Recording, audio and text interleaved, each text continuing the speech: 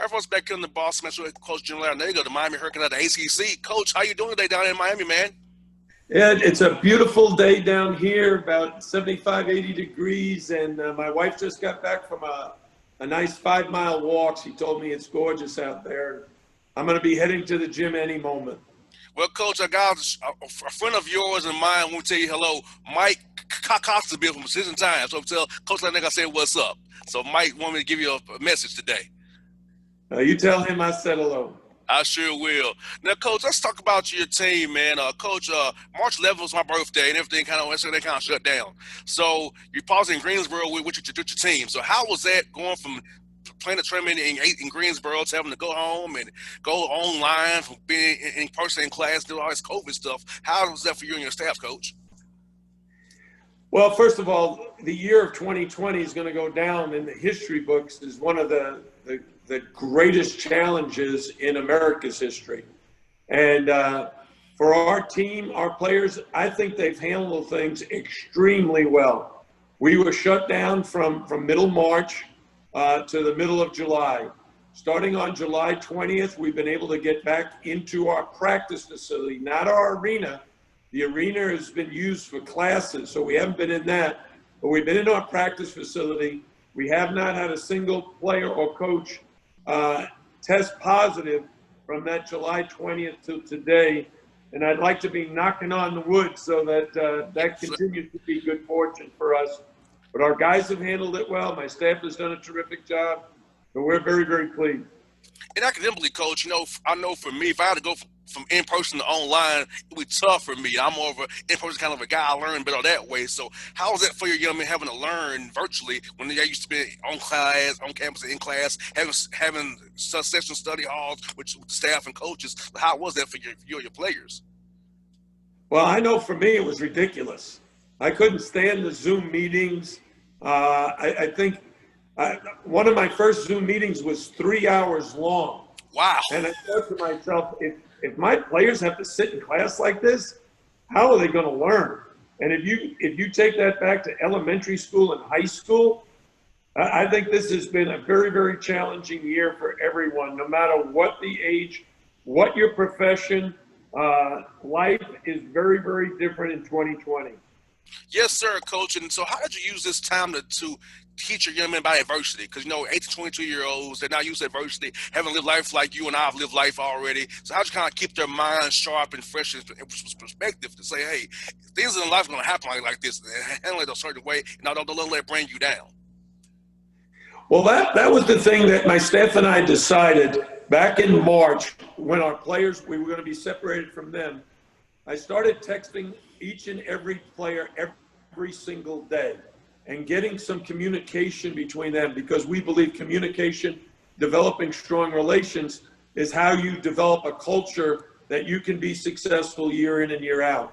And our players were very, very good. They got very heavily involved in encouraging people to vote. We had a walk. We were supporting unity throughout the country. We were trying to stay connected in every which way possible. Every week we had a team meeting on Zoom. My coaches, my players, my trainer, my strength coach, everybody was involved. We were discussing how best to handle this. And then when July 20th came around, we got the green light to be in the gym. Again, working on the areas of the game what our guys felt really, really good, that they were being productive. And the emphasis was always, every single day, about wearing a mask, social distancing, washing your hands, and staying safe. And Coach, like Atlanta, like in Miami, is a lot of stuff to do in both our cities here. So how is it trying to keep your young men from having to go, not have been tempted by the Miami life of Miami, being down there, being beautiful weather down there? Like same way here in Georgia, we're in Atlanta here. So how did you kind of get your young men? You have to say no when you really, really want to say yes to things. Well, that's when you have to have a team of guys who are very mature and send the right message to each other, to be accountable to each other. We have, every time a team has been shut down because of COVID, we would share that with our players and ask them, do you want to be shut down? And every one of them said no. And we just said that you've got to follow the protocols. And my hat's off to President Julio Frank at Miami, Blake James, our athletic director, because they've been very, very consistent with the message of how to stay safe. They've outlined the protocols that we need to follow, and our guys have done a great job. You got to give them credit. Now, it's been on campus since July 20th, Coach.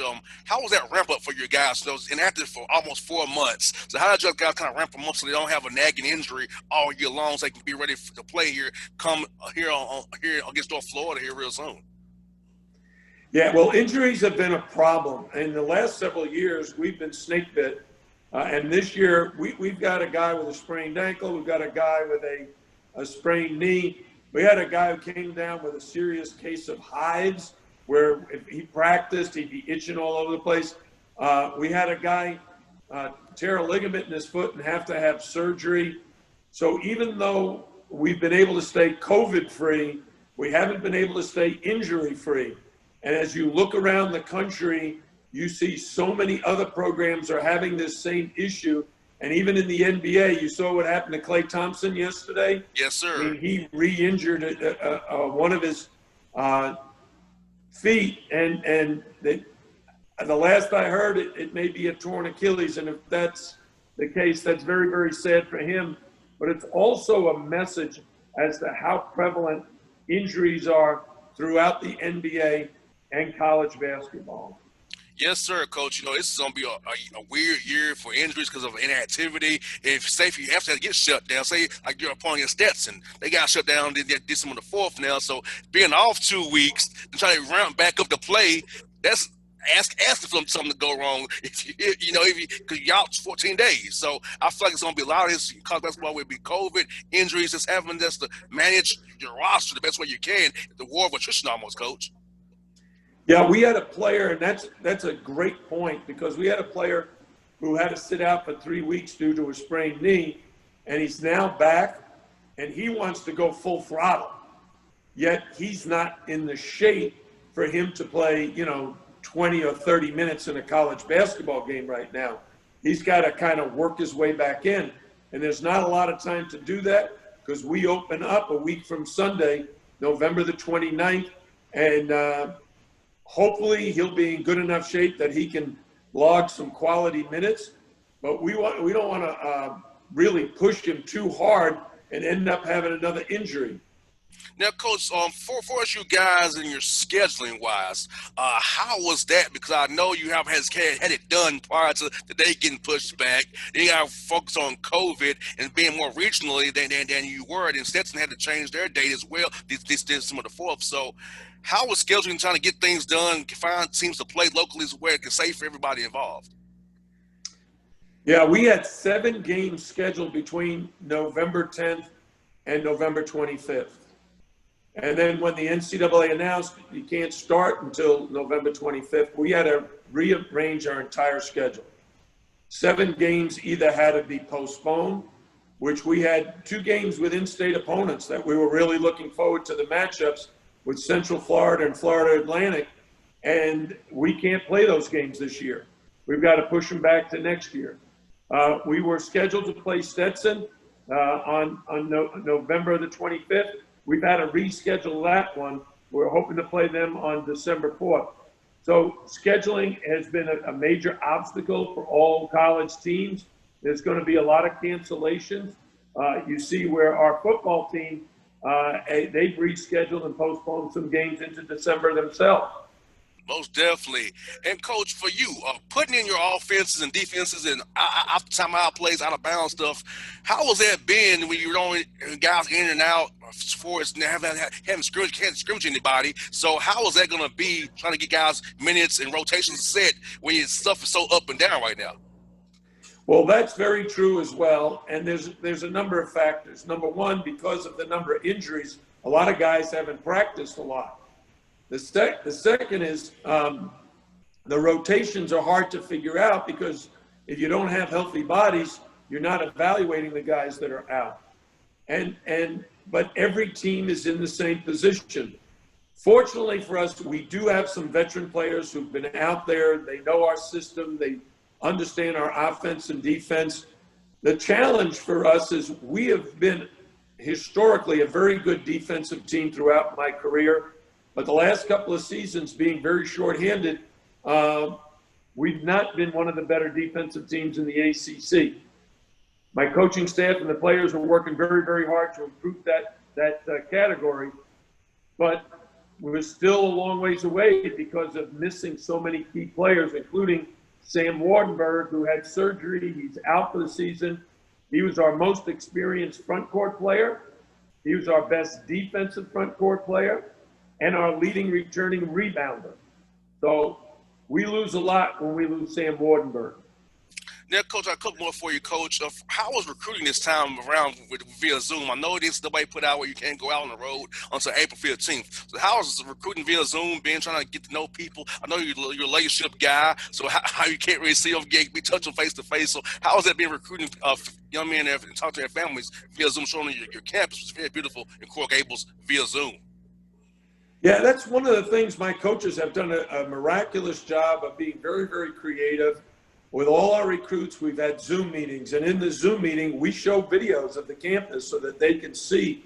You can pull up those videos online, but when you show it in a Zoom meeting and the kids see the Coral Gable campus and seeing the palm trees and the swimming pool and the lake and the beauty of our campus, that always excites them. When they find out in the Zoom meeting that, we're one of the top 40 or 50 academic institutions in the country, they learn a lot in these meetings. Normally, those would be in person, but we got a lot of coaches there. Normally, it would just be me and one of my assistants. Everybody was on these Zoom meetings, and we've already signed 2 terrific high school players.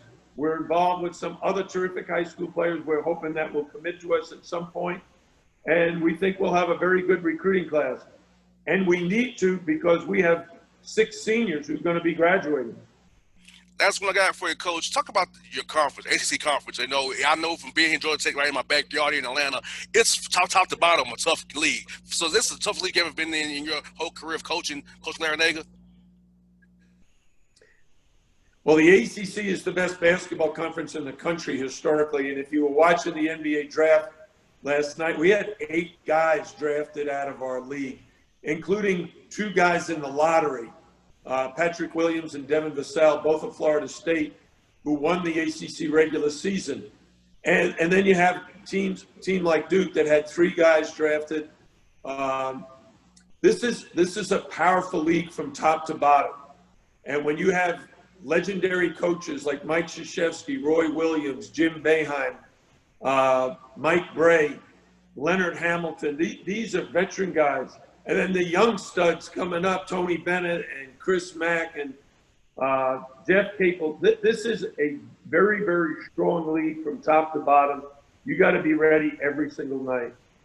Well, Coach, thank you for your time today. Have a great practice today. Hope you guys do good for your day. Hopefully you're safe down in Miami, and you be good. Hope to do this again with you real soon, Coach. Thank you so much. Appreciate it. Anytime, Coach. Have a great day, brother.